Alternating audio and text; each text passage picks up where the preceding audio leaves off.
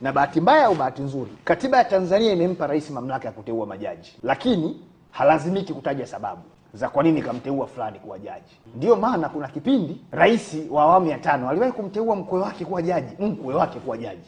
Rais aliwahi kumteua jaji kwa vigezo ambavyo havipo kwenye sheria.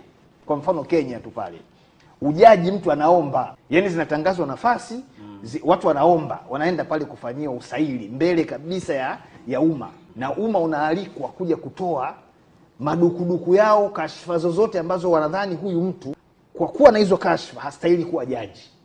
Leo katika mahakama ya Tanzania tunao majaji wamezongwa na kashfa za ukandamizaji haki za watu. Wako majaji wana hiyo rekodi ya kuumiza watu, kubambikizia watu kesi, kudhulumu mali za watu, kula rushwa. Wapo majaji wa aina hiyo. Unawezaje ukawa na mahakama ambayo inatokana na majaji wa aina tena ambao wanateuliwa na mtu mwingine? Ukisema leo Mtanzania atoke aende akaajiriwe kwenye mahakama ya Kenya, unaweza usimpate hata mmoja.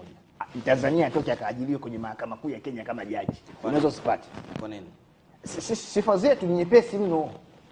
Uwe na degree tu ya sheria, uwe na sifa ya kuwa wakili, uwe hakimu, au uwe na sifa ya kuwa wakili kwa miaka 10 mfululizo. Sisi tunakwenda mahakamani, kuna wakati unakutana na jaji hana background ya mahakamani kabisa.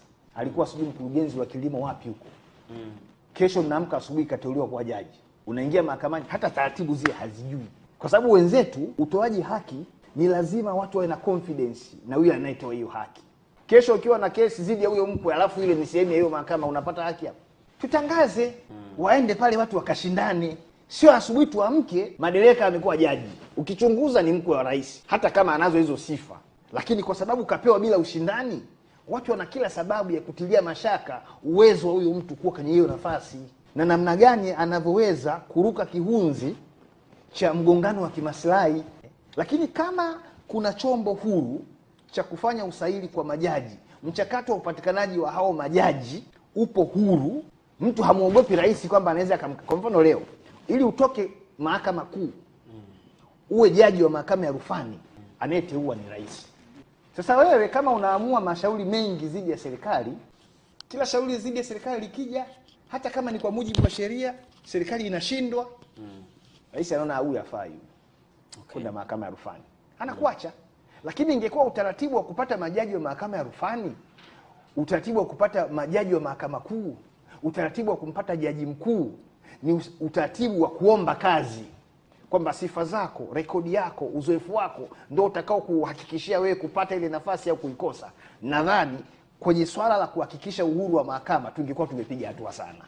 Kosa haki mahakamani kwa sababu jaji hana gari au ana gari bovu, mimi siamini. Mimi siamini kwamba watu wanakosa haki mahakamani kwa sababu jaji hana bungalow Oysterbay. Mimi naamini watu wanakosa haki mahakamani kwa sababu namna tulivyo constitute mahakama yetu, kwa maana ya upatikanaji wa hao majaji, kwanza umepitwa na wakati. Hiyo namna, huo utaratibu umepitwa na wakati.